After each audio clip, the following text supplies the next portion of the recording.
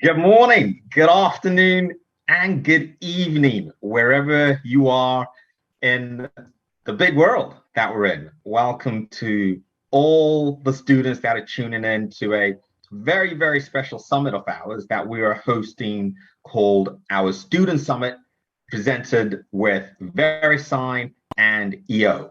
My name is Phin Mpofu. I lead our partner success and global chapter community teams, and I'm based in good old Berkshire. And when we had the opportunity to put together the Student Summit, we were super excited because we know how important student entrepreneurship is. So before we kind of kick off to our first panel sessions with a few friends of mine, I wanted to talk to you all about the case for student entrepreneurship. We definitely want to say again, just reiterate a massive thanks to our partners, VeriSign and EO. Who are we? We're Startup Grind, the world's largest startup community with chapters in over 500 cities and towns and universities all around the world in 125 countries. We are certainly considered the world's largest startup community. And for us, entrepreneurship is very, very important. And we certainly know that the case for student entrepreneurship begins with every single one of you.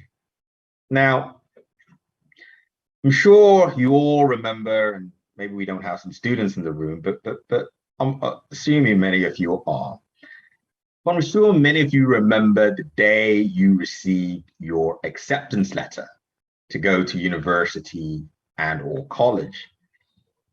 And this acceptance letter marks the next step or a very important chapter in your journey, not only as a human being, but certainly as an adult, as maybe some of you may have left home, or perhaps you'd have kind of considered moved on to other additional opportunities in different cities or even different countries all around the world. But it marked an important step and journey for you. Now, we all know attending university or college is definitely a privilege and something we, anyone that has the great opportunity to do so should acknowledge. And you're all filled with like dreams and hopes and everything that you're going to achieve along your journey of your bachelor's or master's degree, as it were.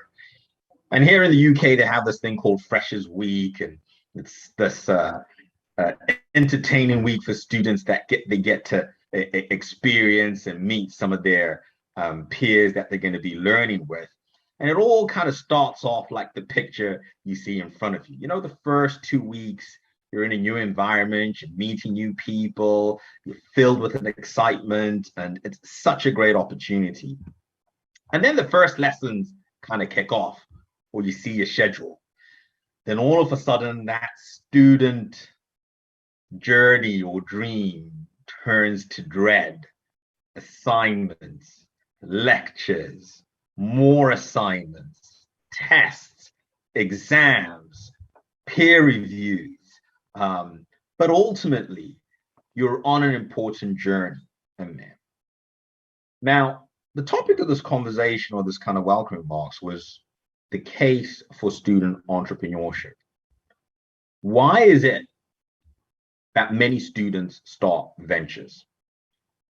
And the reason why I called it ventures versus businesses or a startup was I'm a massive believer that if you are starting a business, you're on an adventure.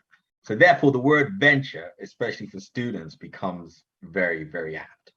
Now, research has shown that there are 3 primary reasons that students start ventures. The first, they've always been a hustler. And we all know that one individual or person who is, in high school, they were selling sweets or being able to get a Nando's delivery and then manage to kind of flip it and sell it on, take a full chicken and cut it in half and carve it out. They were just super innovative in everything that they did.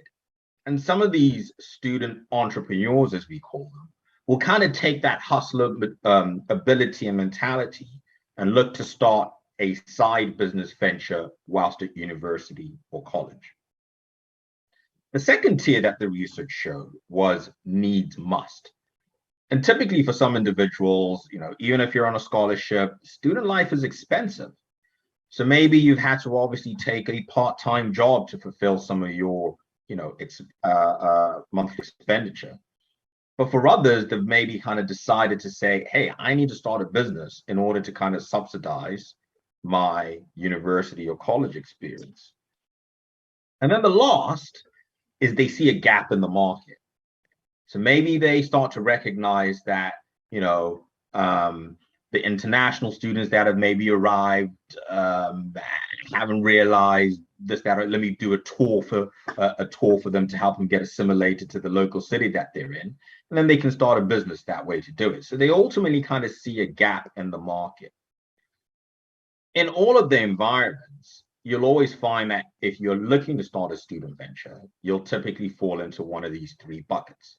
You're either a hustler, you needs must, or you've certainly kind of seen a gap in the market. Whichever the bucket you ultimately fall in, you can certainly classify yourself as a student entrepreneur. Now, there's always one big question that we often see a lot of the time, and this is, should you actually start a venture as a student? I mean, your parents have maybe paid, or a family member, relative have paid a significant amount of money to get you to university or college, or maybe you've got a scholarship and have been fortunate enough to, secure that scholarship and have got certain deliverables and requirements off the back of it. So should you really be thinking about a student venture? You wouldn't be coming to a student summit from Startup Grind if we say no.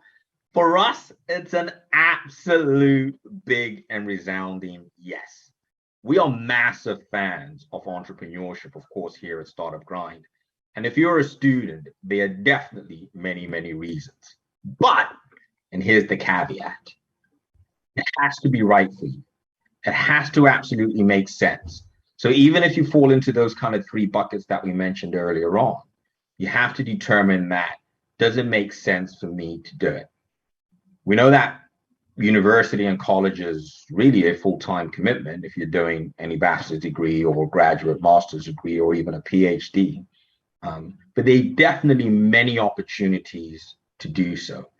And the fortunate thing, I've brought along a few friends of mine who will be doing the next panel session with. We'll be talking about or dive in a bit more depth about exactly how university campuses and or college campuses are fertile environments for student entrepreneurship to grow. Some obvious reasons that definitely come to mind are you're surrounded by like-minded people. A lot of these people have had to apply, get accepted to actually get into this university environment. So you're really surrounded by some phenomenal brains that you can use to leverage when you're starting a venture. Number two, you of course have a lot of similarities that you ultimately want to do it. So that in itself, you either come from very similar backgrounds or maybe even slightly different backgrounds, but your collective is essentially allowing you to determine where the opportunity is in the student entrepreneurship landscape. Or maybe you are maybe on different courses. So maybe someone is studying their course in software engineering and the other person is doing their MBA or doing their business and marketing, obviously, course. So they're bringing the sales side of things, and then someone's bringing the obviously engineering side of things.